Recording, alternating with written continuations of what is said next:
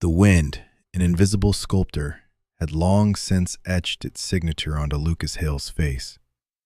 Fine lines around his keen blue eyes, a permanent squint from years of gazing across sun-drenched plains. He sat on the porch swing, its rusty chains groaning a rhythmic lament that mirrored the one in his chest. Sundown painted the sky in hues of orange and bruised purple, casting long, distorted shadows across his sprawling ranch. Acre after desolate acre, all his, and yet the silence was deafening. Just the wind, the distant lowing of cattle, and the unsettling drum of his own solitude. He'd spent 35 years building this life, this empire of dust and resilience. Every fence post hammered, every calf birthed, every storm weathered. He'd done it all alone. The ranch, Hale's folly, as his late father had jokingly called it, was no longer a folly, but a testament to sheer, unyielding will. But what good was a testament if there was no one to witness it? No one to share the quiet triumphs or soothe the bitter defeats? His gaze drifted to the empty chair opposite him, a constant reminder of the void. He tried, in his younger years, to court the few eligible women in the nearest town, Redemption. But his stoic nature, his inability to articulate the churning emotions beneath his gruff exterior, always proved a barrier. They wanted a man who could dance, who could charm with words. He offered only hard work and unwavering loyalty, qualities that, he'd learned, were often overlooked in favor of flash and superficial ease. The idea had been a quiet whisper at first, then a persistent hum, and now a roaring demand. A mail-order bride. It felt like a concession, an admission of defeat, yet also a desperate gamble. He wasn't looking for love, not in the storybook sense. He was looking for a partner, a companion, someone to break the suffocating silence that had become his constant shadow. He walked inside, the floorboards groaning under his weight. His cabin, meticulously clean but stark, offered no comfort.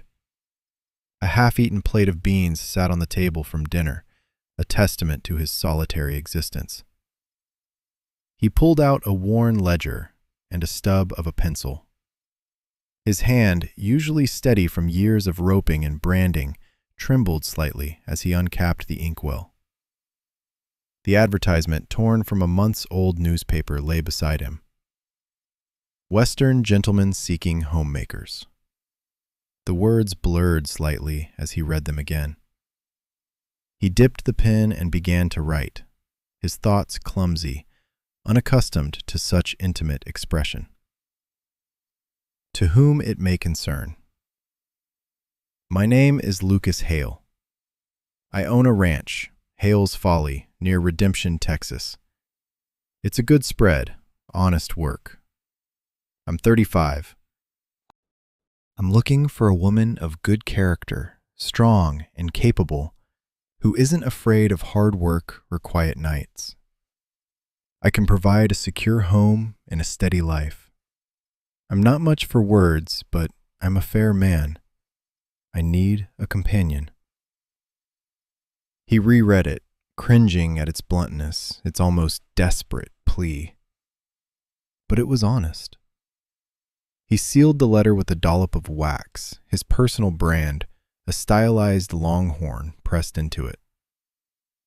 The next morning, he rode the dusty 20 miles to Redemption, the letter a heavy weight in his saddlebag, a fragile hope against the vastness of his isolation. He dropped it into the postbox, feeling a strange mix of relief and terror.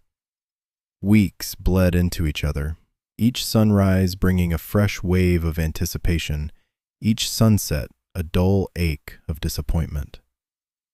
He worked harder, pushed himself further, as if physical exhaustion could somehow silence the growing doubts. Had he been a fool? Was he truly so unlovable that he had to resort to such a desperate measure? Then, one scorching afternoon, as he rode back from mending a fence line, the sight of a letter tucked into his mailbox sent a jolt through him. The envelope was cream-colored, delicate, a stark contrast to the rough texture of his own hands. It was addressed to him in elegant script that hinted at a world far removed from the dusty plains of Hale's Folly. He tore it open, his heart thrumming against his ribs like a trapped bird. Inside, a neatly folded letter and a photograph. He unfolded the picture first. A woman. She possessed an arresting beauty that stole the breath from his lungs. Dark, flowing hair, eyes that seemed to hold both warmth and a hint of mischief, and a smile that promised laughter. Isabella. That was the name written on the back, in the same graceful hand. Her dress, though simple, was elegant, and she held herself with an unmistakable confidence that surprised him. She didn't look like a woman desperate for a husband. She looked like a woman who knew her worth. A flicker of something, not quite hope, not yet love, but a potent mix of anticipation and suspicion ignited in Lucas's chest. He read her letter. Her words were polite, articulate, expressing an interest in his offer, a desire for a new life, a stable home. She spoke of her appreciation for honesty and hard work, echoing his own sentiments. But as he stared at her picture again, at the vibrant confidence in her eyes, a question began to form, cold and sharp. Why would a woman like her, so striking, so seemingly self-possessed, seek a life with a lonely, gruff rancher in the middle of nowhere? The image of her, so effortlessly beautiful, clashed with the plainness of his own existence. It was too good to be true, a thought that had haunted him his entire life. A deep, unsettling current of mistrust, honed by years of disappointment, began to churn beneath the surface of his fragile hope. He folded the letter and tucked the photograph carefully into his shirt pocket, directly over his heart. The silence of the ranch no longer felt quite so empty, but a new kind of tension had arrived, a quiet hum of unanswered questions. He knew with a certainty that prickled his skin that his lonely life was about to change. But whether for better or for worse, he couldn't yet tell. The arrival of Isabella. The dust cloud on the horizon grew steadily, a pale brown smudge against the vast blue canvas of the prairie sky. Lucas, leaning against a rough-hewn post of the general store's porch, watched it with a knot tightening in his gut. The stagecoach. It was an hour past due, and every minute had stretched his already frayed nerves tauter. He'd spent the morning currying his mare until her coat gleamed like polished obsidian, then changed into his cleanest denim and a fresh, if slightly stiff, white shirt. The effort felt absurd now. A child dressing up for a visit from a distant, unknown relative. The thundering hooves and creaking wheels intensified, rattling the very planks beneath his worn boots. Then, with a dramatic lurch and a cloud of settling grit, the stagecoach ground to a halt directly in front of the store. The driver, a leathery man with a perpetually squinting gaze, grunted a greeting to the storekeeper before hopping down. Lucas's gaze, however, was fixed on the coach door. A moment of suspense stretched, thick and silent. Then the door swung open.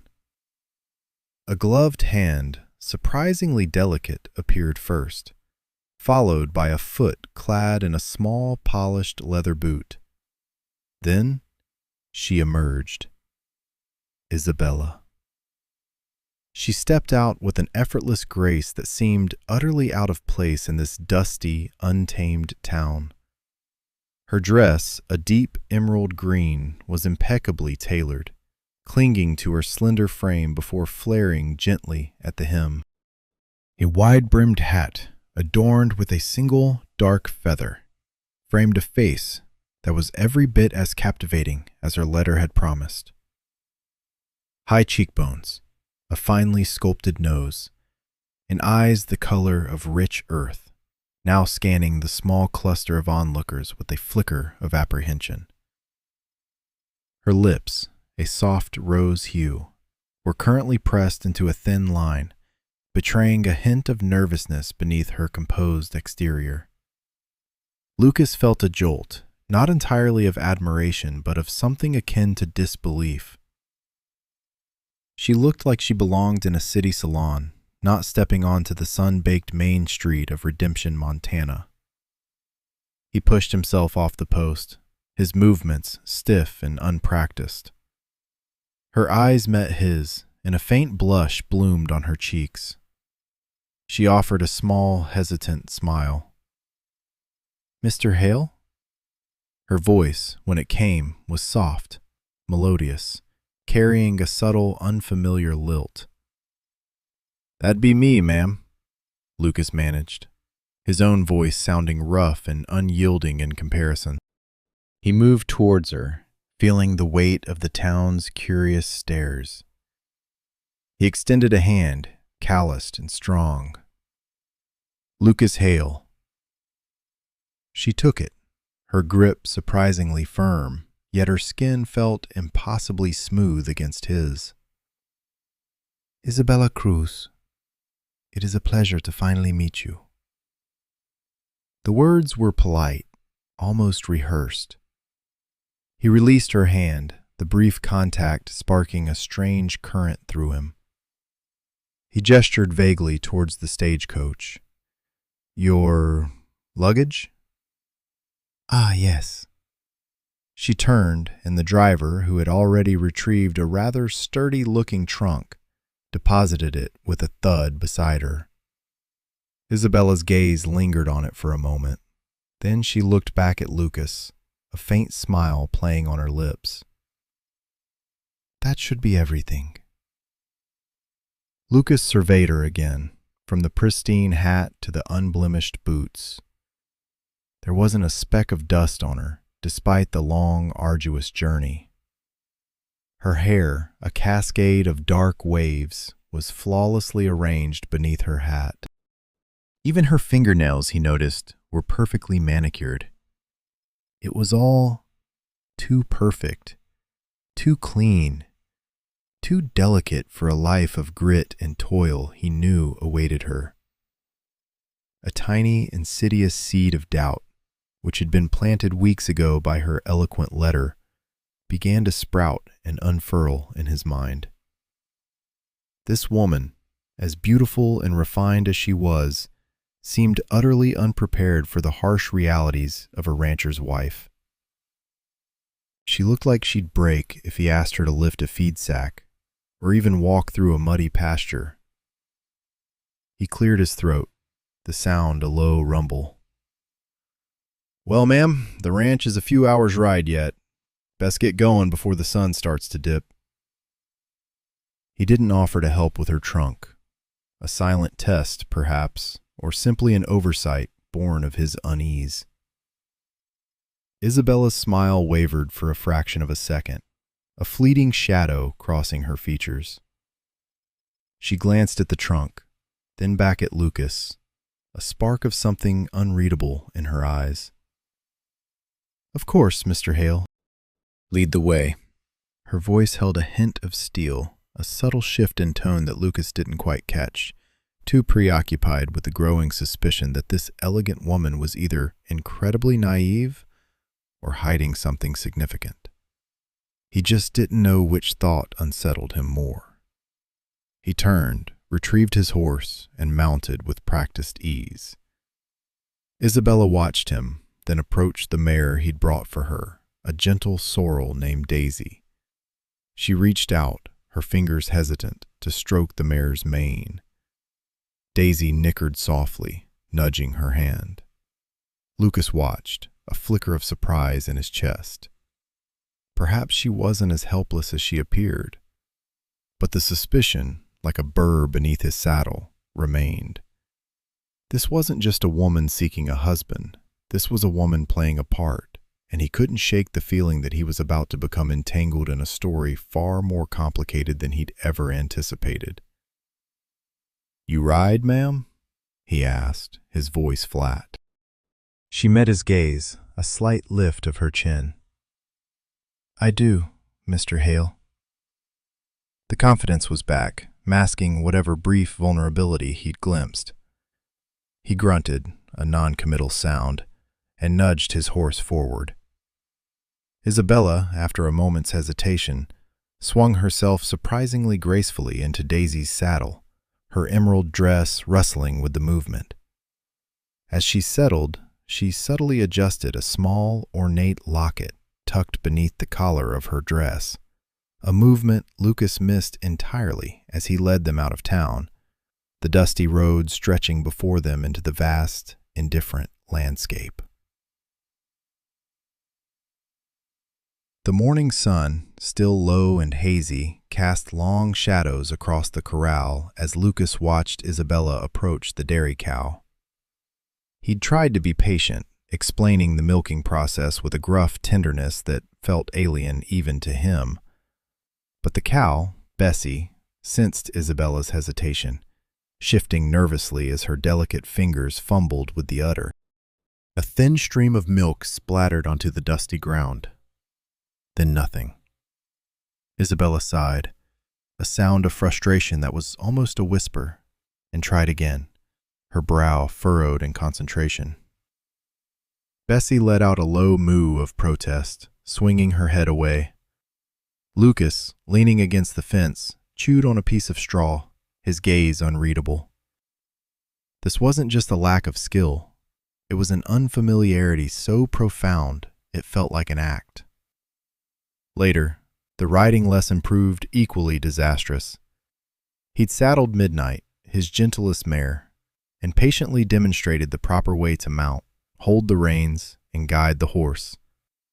Isabella, in a borrowed pair of worn breeches and a linen shirt, looked less like a rancher's wife and more like an actress preparing for a stage play. She struggled to hoist herself into the saddle, her movements stiff and unnatural. When Midnight took a tentative step, Isabella gasped, gripping the saddle horn with white knuckles. She's moving," she exclaimed, her voice thin with alarm. Lucas had to physically steady the mare, his hand resting briefly on Isabella's trembling leg. The scent of lavender and something vaguely floral, utterly out of place on a ranch, wafted from her. He dismounted her quickly, his patience fraying. "Perhaps we'll try again tomorrow," he said, his tone flat. Her relief was palpable. That evening, a sense of unease settled over Lucas. Isabella had retreated to her room, claiming a headache, and the house felt unnaturally quiet. He stepped out onto the porch, the cool night air a welcome balm. A faint light flickered near the barn. Curiosity, sharp and insistent, tugged at him.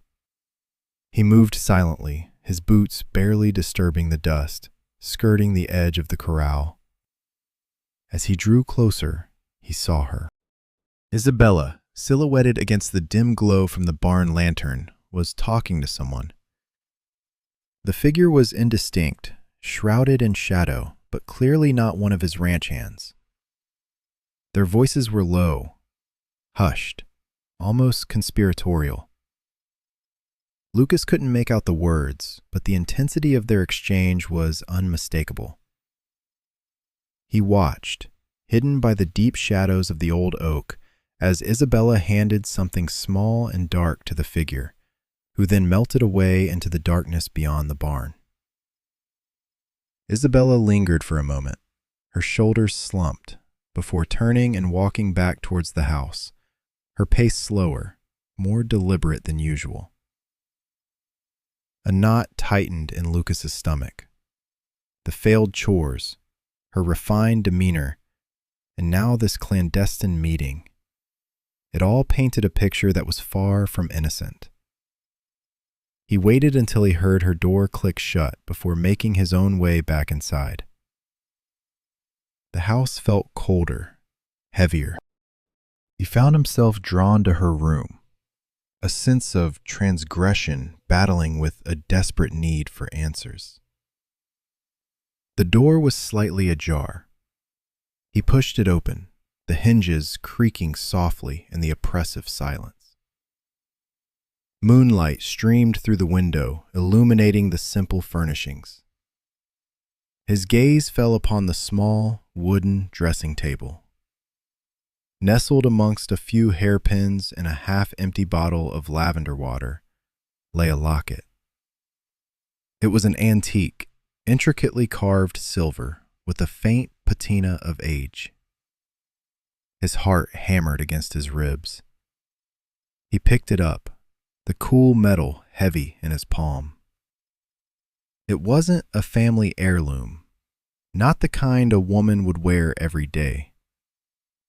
This was a secret, hidden away.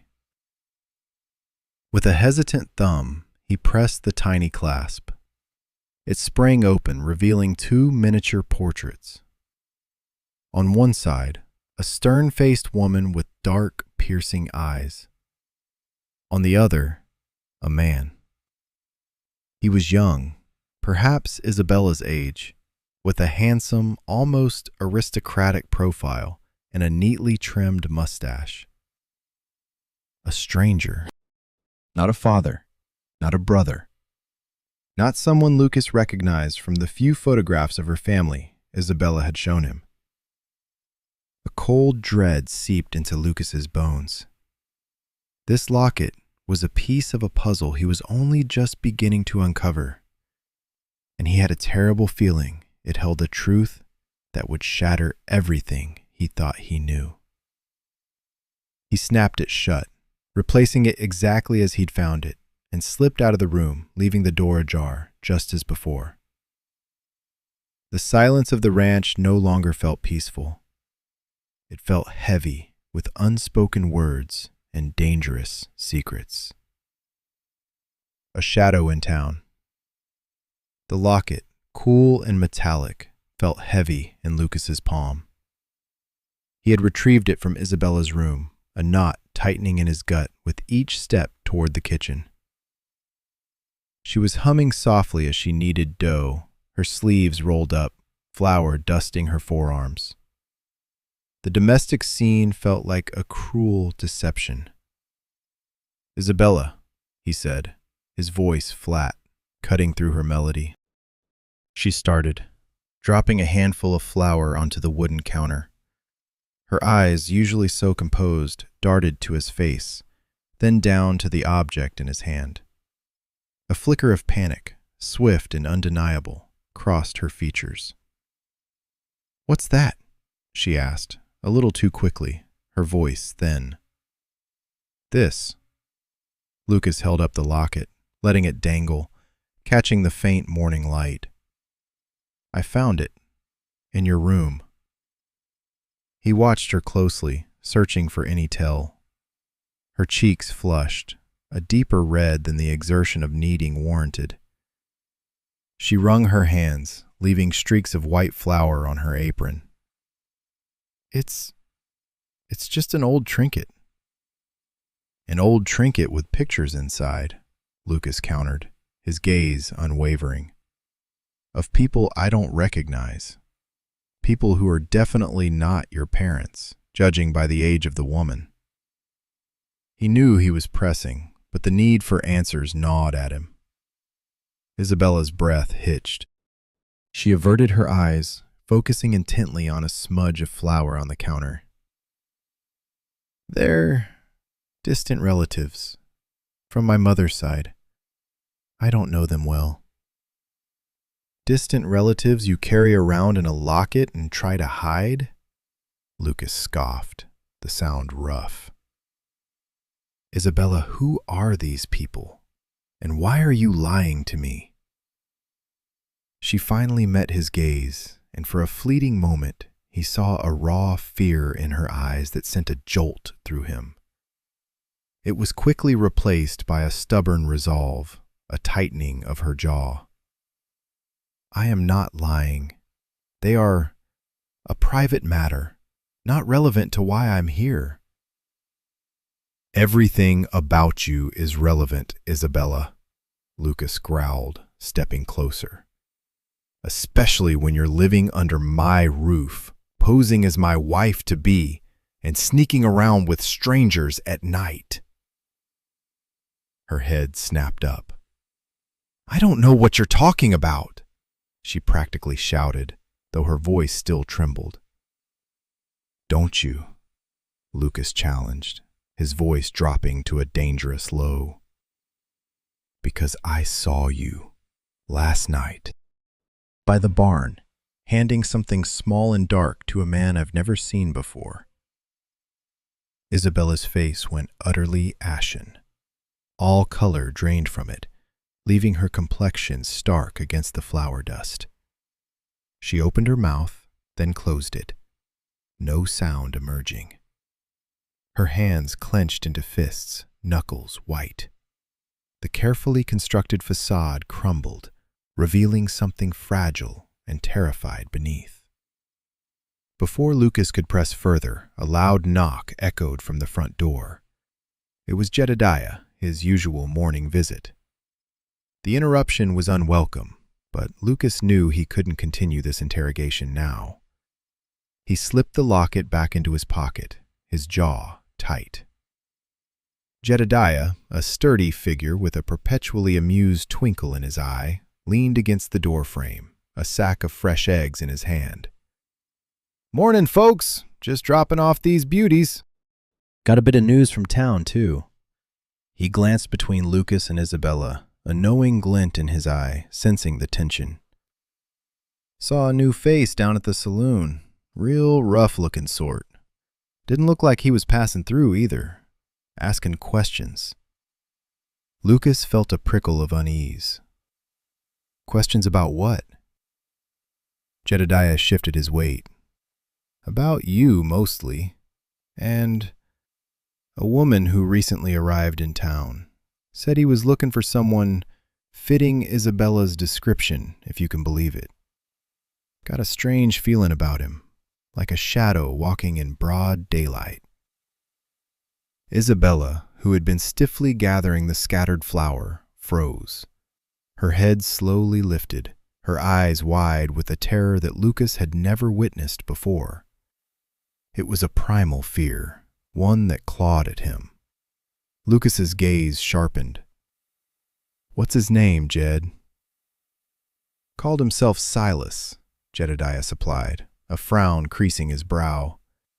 "Big man. Got a scar running from his eyebrow to his jaw. Carries himself like a coiled spring." Silas. The name hung in the air, heavy and foreboding. Lucas felt a cold dread settle in his stomach. He had a sudden, vivid image of the man Isabella had met by the barn, though he couldn't recall enough detail to be sure. He needed to see this Silas. Later that afternoon, riding into town for supplies, Lucas spotted him. Leaning against the weathered post of the general store, Silas Thorne was exactly as Jedediah described. Tall, broad-shouldered, with a cruel, thin smile that didn't reach his cold eyes. The scar was prominent, a jagged line that seemed to pull one side of his face into a permanent sneer. He was talking to the store owner, his voice low but carrying a certain menace that made Lucas's hackles rise. Silas's gaze swept across the dusty street, and for a fleeting moment, it met Lucas's. There was no recognition, only a predatory assessment, a brief, chilling glint of something dangerous before Silas looked away. But in that instant, Lucas felt a profound sense of apprehension, a premonition that this man, this Silas, was a storm gathering on the horizon, and Isabella was somehow at its very heart. He bought his supplies, his mind racing. The locket felt heavier in his pocket, a silent testament to the secrets Isabella kept. Secrets that were now, apparently, attracting dangerous men to his doorstep. He had to get to the bottom of this, not just for his peace of mind, but for Isabella's safety, and perhaps for his own. The quiet life he had meticulously built was suddenly precarious, teetering on the edge of an unknown abyss. Ambush and a whispered name. The oppressive tension that had settled between Lucas and Isabella lingered, a palpable weight even as Jedediah's urgent warning about Silas Thorne hung in the air. Lucas's jaw was still clenched, his gaze sharp and accusatory on Isabella. Her face, usually so composed, was pale, etched with a fear that resonated beyond mere surprise. Thorne's name, like a stone dropped into a still pond, sent ripples of unease through the small ranch house. "Jedediah, ride out to the north pasture," Lucas commanded, his voice rough. "Tell Cole to double back to the south. Keep an eye out. If you see anything suspicious, anything at all, you come straight back. Do not engage." Jedediah nodded, his usually jovial face serious, and disappeared out the door. The sound of his horse's hooves fading into the distance left a stark silence in the room, broken only by the frantic thump of Lucas's own heart. He turned back to Isabella, the locket still warm in his palm. "Now," he began, his voice low, "we finish this conversation." Before he could continue, a sharp crack echoed from the fields, followed by a guttural shout. Lucas's head snapped towards the sound, his hand instinctively going to the Colt holstered at his hip. He didn't wait for Isabella, bursting out the door, his eyes scanning the horizon. 3 figures, dark and menacing, were already closing in on the farthest edge of the pasture, where Cole and his men were meant to be. This wasn't a random attack. It was coordinated, precise. An ambush. "Stay inside," he barked over his shoulder at Isabella, but the creak of the door behind him told him she hadn't listened. His attention was already fixed on the approaching danger. He drew his pistol, the cold steel a familiar comfort, and sprinted towards the commotion, his boots churning up dust. 2 more men materialized from the dense scrub, masked and armed with heavy clubs, cutting off Lucas's direct path. They moved with a practiced fluidity that spoke of more than mere thuggery. These were professionals. Lucas didn't hesitate. He fired a warning shot into the air, hoping to draw their attention, to buy Cole some time. It worked. The 2 masked men veered towards him, their clubs raised. He met the first one head-on, dodging a sweeping blow, and using the momentum to spin, landing a solid punch to the man's gut. The attacker grunted, stumbling back, giving Lucas an opening. He followed up with a kick to the knee, sending the man sprawling. The second attacker, however, was faster. A heavy thud against Lucas's shoulder sent a jolt of pain through him, making him grit his teeth. He staggered, the world tilting for a moment, but he held his ground. He saw the second club arcing towards his head and ducked, the air whistling inches above his ear. Before the man could recover, Lucas brought the butt of his pistol up, connecting sharply with the underside of the attacker's chin. The man dropped like a stone. He turned, adrenaline coursing through him, just in time to see Isabella, a foolish defiance in her eyes, lunging at the first man he downed, who was now struggling to rise. She grabbed a loose rock, and with the desperate strength Lucas hadn't known she possessed, brought it down on the back of his head. The man slumped, unconscious. "Isabella, get back!" Lucas yelled, but it was too late. Another masked figure, silent as a phantom, appeared from behind a cluster of mesquite, seizing Isabella from behind. A rough hand clamped over her mouth, muffling her scream, and a glint of metal flashed in the sunlight. A knife. Lucas felt a cold dread grip him. He raised his pistol, but the man used Isabella as a shield, his blade pressed against her throat.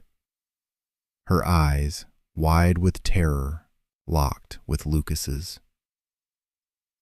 "Drop it, rancher," a guttural voice snarled from behind the mask, "or the pretty bird gets a new smile." Lucas's finger hovered on the trigger, his mind racing. He couldn't risk a shot. He slowly lowered his pistol, his gaze never leaving Isabella. As he did, the man shifted, tightening his grip on her, and for a fleeting second the edge of his mask lifted slightly. It was barely a glimpse, a fleeting impression of a familiar scar above a cruel mouth. But it was enough. A strangled cry tore from Isabella's throat, raw and involuntary. "Mateo!" The name hung in the air, a bell tolling a truth Lucas hadn't wanted to hear. Mateo. Not a stranger, but someone she knew. The masked man froze, his grip slackening for a fraction of a second. It was all Lucas needed. He moved with a speed born of desperation, lunging forward, his pistol arcing like a hammer. The butt connected with Mateo's temple with a sickening thud. The man staggered, releasing Isabella, who stumbled forward into Lucas's arms. Before Mateo could recover, Lucas delivered a brutal kick to his chest, sending him sprawling. The remaining attackers, seeing their numbers dwindle, seemed to lose their resolve. They exchanged nervous glances, then turned and melted back into the shadows of the fields, disappearing as quickly as they had appeared. Lucas held Isabella tight, her body trembling against his. The immediate danger had passed, but the air was thick with the dust of battle and a new, chilling revelation. He looked down at her, his anger warring with a profound sense of betrayal. "Mateo," he repeated, his voice dangerously quiet. "Who is Mateo, Isabella?" She pulled back, her eyes still wide but now laced with a desperate resignation.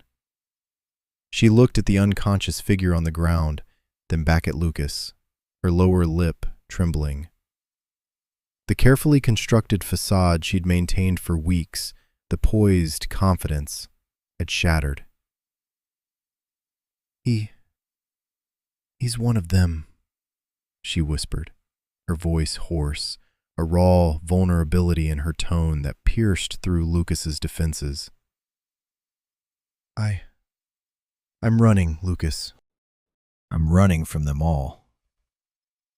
The admission, forced from her lips in the aftermath of violence, was a fractured crack in his emotional walls, a sliver of truth that hinted at a much larger, darker story.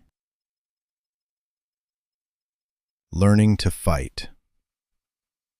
The sunrise painted the eastern sky in muted hues of rose and lavender, a soft contrast to the harsh realities Lucas now faced. Isabella sat across from him at the rough-hewn table, her face still pale, the tremor in her hands visible even as she gripped her coffee mug. Her confession, "I'm running from them all," echoed in the silence of the kitchen, raw and incomplete. He wanted to demand more, to unravel the tangled skein of her past, but something in her eyes, a deep, wounded vulnerability, stayed his tongue. Instead, a different instinct took root, a stubborn, almost feral need to protect. "We need to get you ready," he finally said, his voice gruff, betraying none of the turmoil within him. "For when they come back." Isabella's gaze snapped to his, a flicker of fear replaced by a spark of resolve. "Ready for what, Lucas?" "To ride, to shoot, to defend yourself." He watched her carefully, expecting protest, a return to the refined lady who'd first stepped off the stagecoach. Instead, a slow, determined nod. "All right." The sun was higher when they stepped out into the crisp morning air. Lucas led her to the corral where a sturdy, gentle mare named Daisy waited, her coat a dappled gray.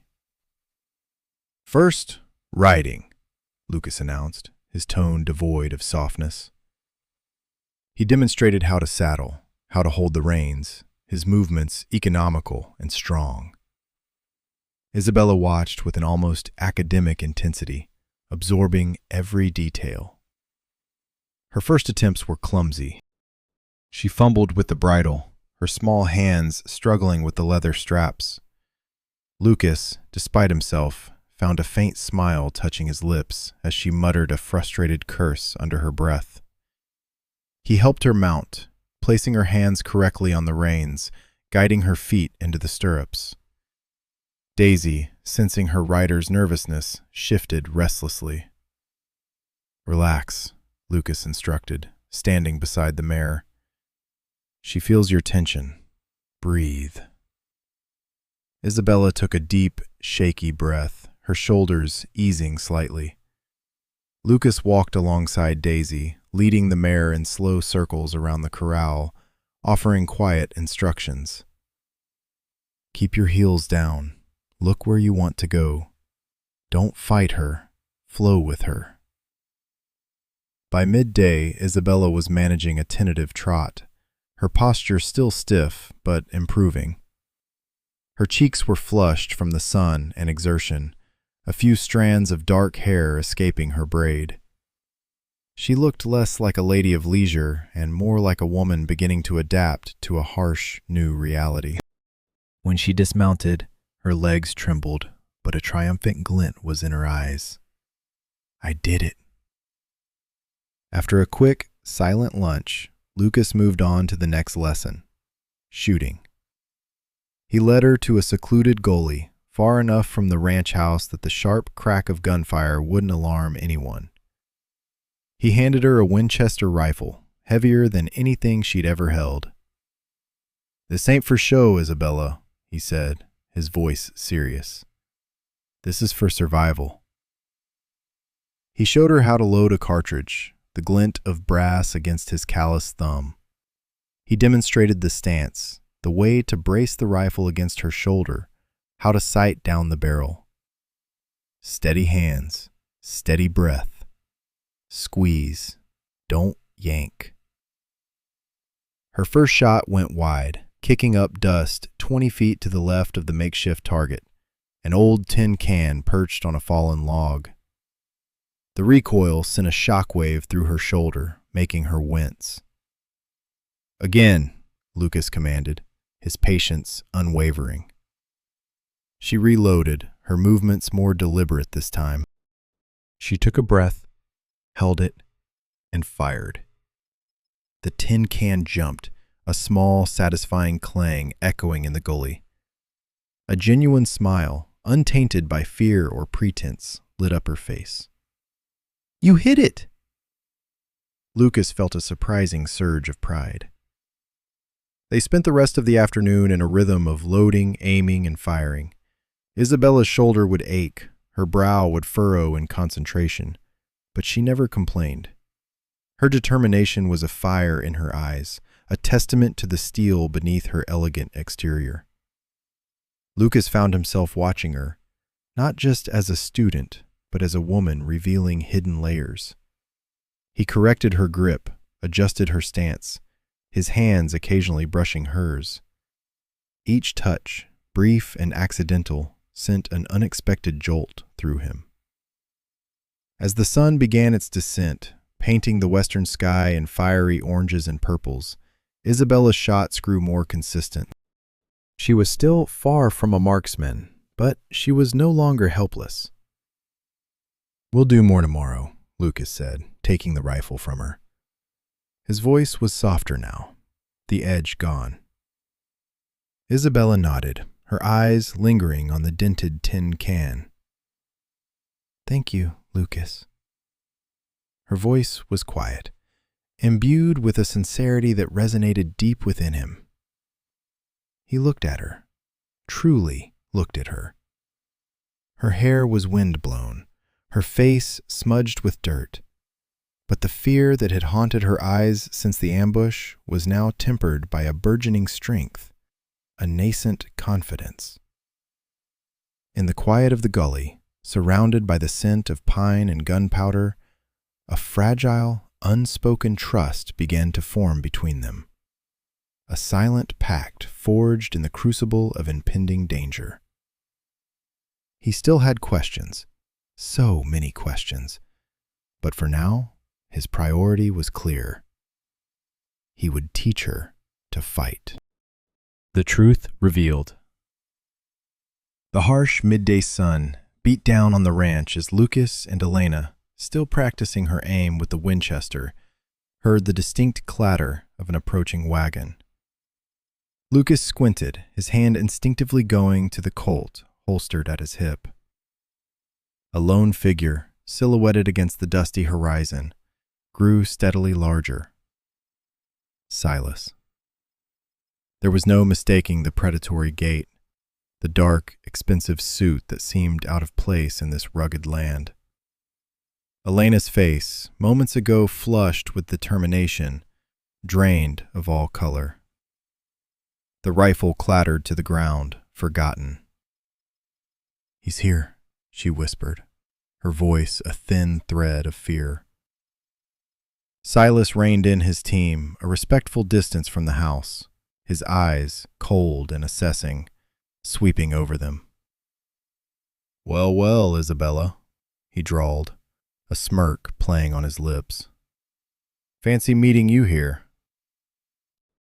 I trust your little adventure has been illuminating?" Lucas stepped forward, shielding Elena slightly. "She's not Isabella, and she's not going anywhere with you." His voice was low, laced with a warning.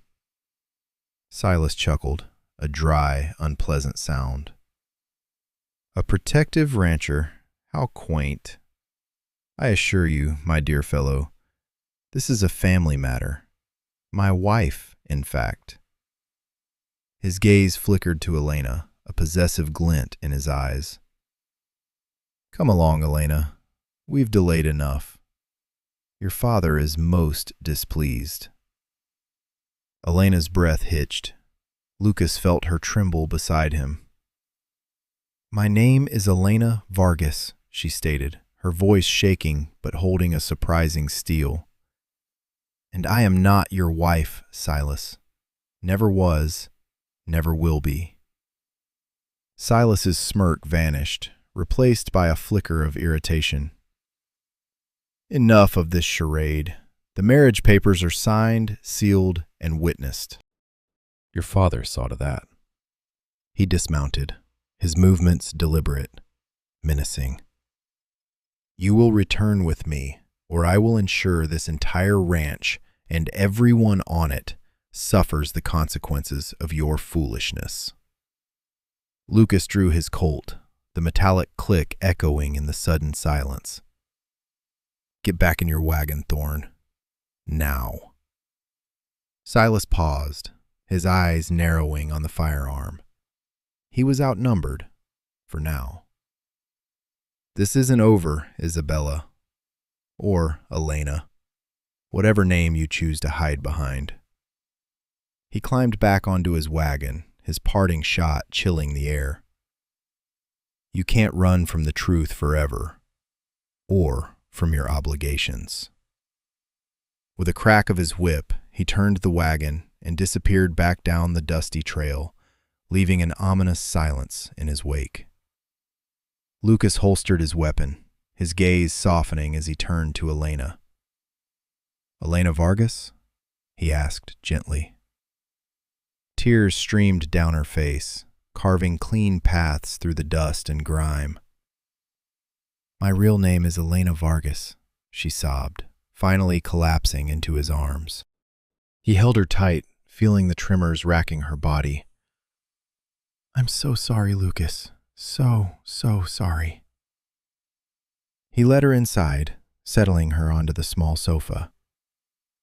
"Start from the beginning," he urged, his voice firm but kind. "All of it." She took a shaky breath, then another, the words tumbling out in a torrent of confession. "My father, he's a miner, a prospector. He struck gold, Lucas, a fortune. But he was careless, boasted too much. Silas, he's a dangerous man, a moneylender, a man with powerful connections. He found out about the gold.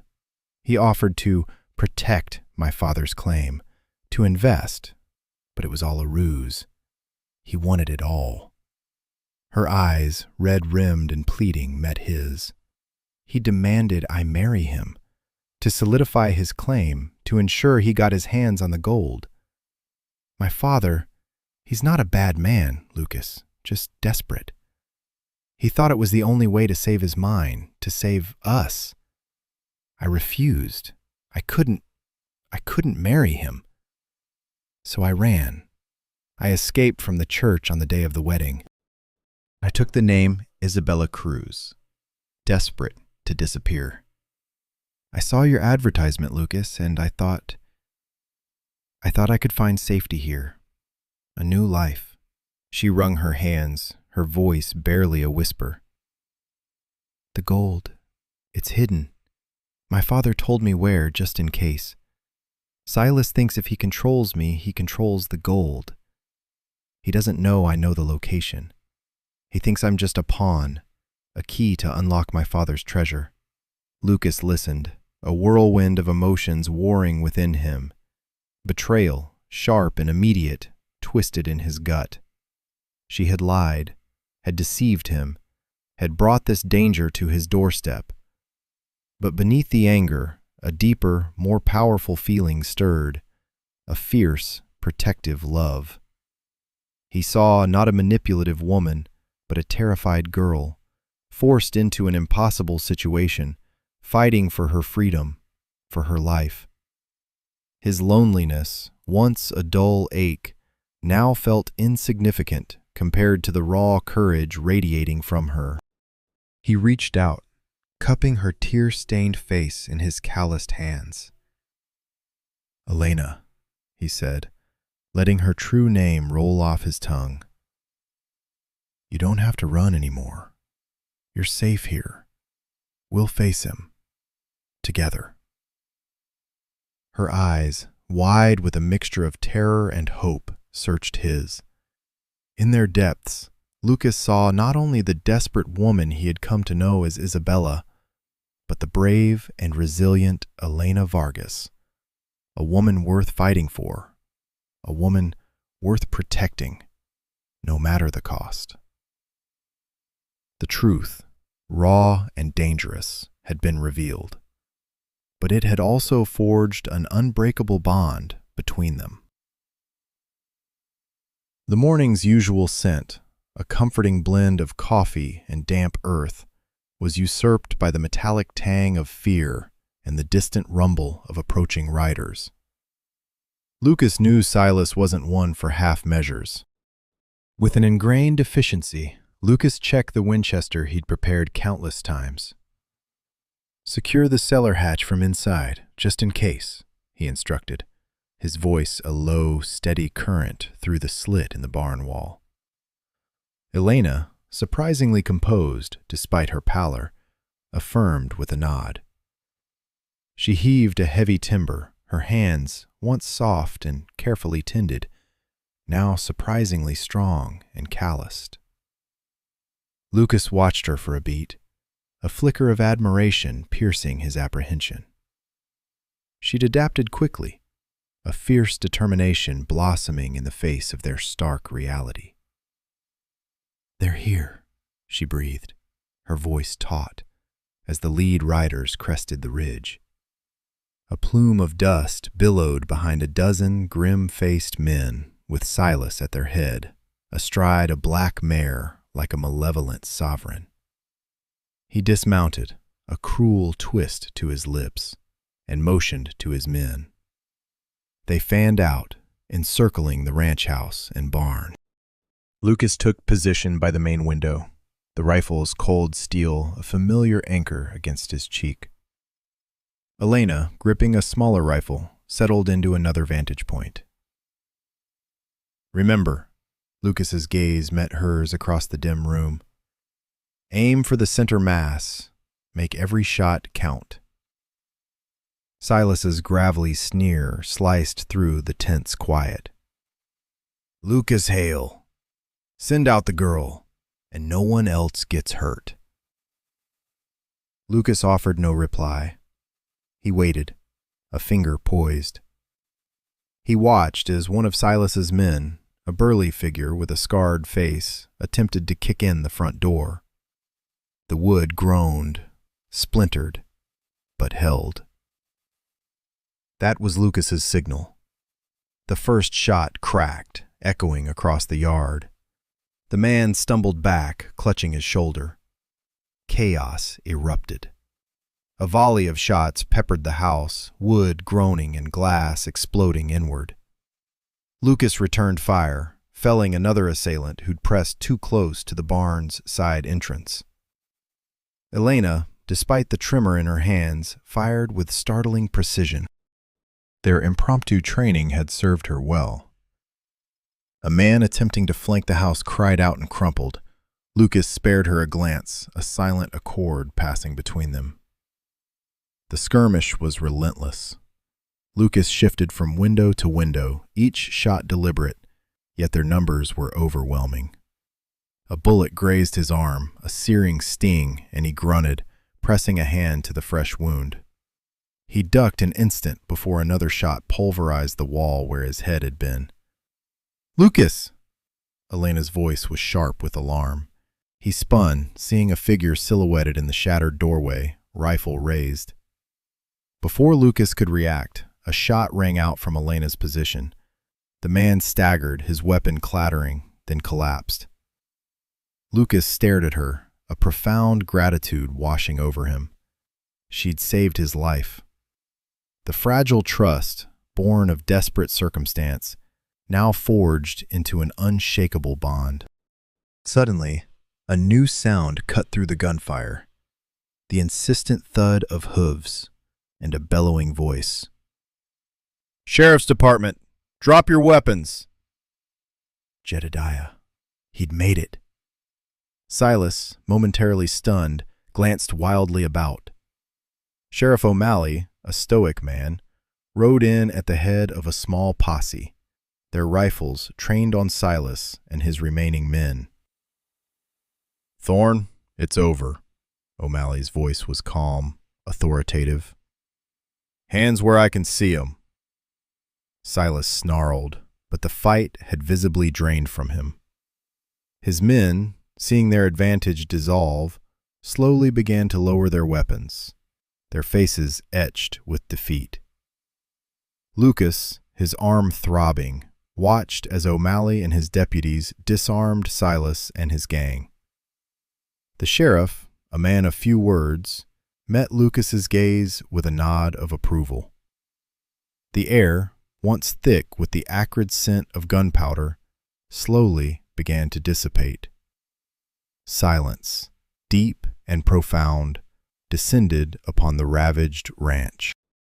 Lucas looked at Elena, her face smudged with dirt and streaked with powder, but her eyes alight with a fierce, defiant glow. She was no longer just a mail-order bride, or Isabella Cruz, or even Elena Vargas. She was simply Elena, a woman who had stood with him in battle, and in doing so, had carved out a place in his world and in his heart. The immediate danger might have passed, but the true journey of their intertwined lives had only just begun. A future built on trust. The last dust motes from Sheriff O'Malley's posse settled, leaving the ranch in an unnerving quiet. Silas was gone, locked away, and the lingering scent of gunpowder was slowly replaced by the familiar aroma of pine and dry earth. Lucas, still sore from the skirmish, watched Elena tend to the bullet holes in the barn wall, her movements deliberate, almost meditative. He wanted to speak, to ask, but the words felt clumsy, inadequate. Finally she turned. Her eyes, once filled with a haunted weariness, now held a fragile peace. "It's truly over, isn't it?" Her voice was soft, a stark contrast to the fierce shouts of battle from hours before. Lucas nodded, stepping closer. "He won't bother us again, or anyone else." The relief that washed over him was profound. A weight lifted he hadn't fully realized he carried until it was gone. He looked at her, truly looked, past the bruises and the grime, to the woman who had faced down a monster and emerged unbroken. "What now, Elena?" he asked, the question hanging in the air, heavy with unspoken possibilities. A faint smile touched her lips, a genuine one that reached her eyes. "What now? I suppose I stay." She walked towards him, her gaze unwavering. "Not as a mail-order bride, Lucas. Not as a woman running from a past that no longer defines her, but as Elena, if you'll have me." His heart, a fortress he'd unknowingly built around himself over years of solitary ranching, crumbled in that moment. It wasn't a sudden collapse, but a gradual softening, like sun-warmed adobe. He reached out, taking her hands, feeling the rough calluses that had formed from rifle practice and ranch chores. "Elena," he breathed, his voice thick with emotion. "I'll always have you." The quiet understanding that passed between them was more potent than any grand declaration. It was a promise, forged in fire and sealed with trust. The future, once a nebulous concept of duty and loneliness, suddenly materialized, vibrant and brimming with shared purpose. Days bled into weeks, then months, each sunrise painting a fresh canvas on their life together. The ranch, once a monument to Lucas's solitude, began to hum with a new energy. Elena, no longer just a fighter, embraced her role as a partner with fierce dedication. She learned to mend fences, her delicate fingers surprisingly adept at twisting wire. She helped birth a litter of puppies, her gentle whispers calming the nervous mother. The kitchen, once a place of functional necessity, became a warm hub of fragrant meals and shared laughter. Lucas found himself lingering over breakfast, savoring her company, finding joy in her observations about the changing seasons or the antics of a stray calf. He watched her one afternoon, her silhouette outlined against the amber glow of a sunset as she watered the small vegetable patch they'd started.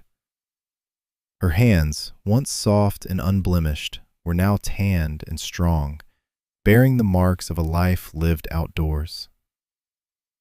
The fear that had once shadowed her eyes had vanished, replaced by a clear, steady confidence. She was no longer running, no longer hiding. She was home. Lucas's heart, once a tightly coiled spring, had unwound completely. The gruff exterior he'd cultivated for years melted away, revealing a tenderness he hadn't known he possessed. He found himself whistling as he rode the range, a tune he hadn't hummed in years. He'd catch himself smiling for no reason, simply because Elena was near. Her presence was a constant, gentle warmth, a light that banished the shadows of his past and illuminated the path ahead. Their love wasn't a tempestuous storm, but a deep river, flowing steadily, carving its path through the landscape of their lives. It was built on the bedrock of shared struggle, tempered by adversity, and strengthened by an unwavering trust. They spoke of the future often, not in abstract terms, but with concrete plans. A new addition to the barn, a small schoolhouse they might one day build for their children, a life woven into the very fabric of the land they now called theirs, together. One evening, as the stars began to pepper the vast western sky, they sat on the porch, Elena leaning against his chest, her head nestled beneath his chin. The silence was comfortable, a testament to their profound connection. "Lucas?" she murmured, her voice a soft hum against his shirt. "Hmm? Are you happy?" He tightened his arm around her, pressing a kiss into her hair. The question was simple, yet it held the weight of all he had overcome, all he had gained. He looked out at the familiar expanse of his ranch, now transformed into their ranch, at the quiet strength beside him, and a profound sense of contentment settled over him. "More than I ever thought possible, Elena," he confessed, the words raw and true. "More than I ever thought possible."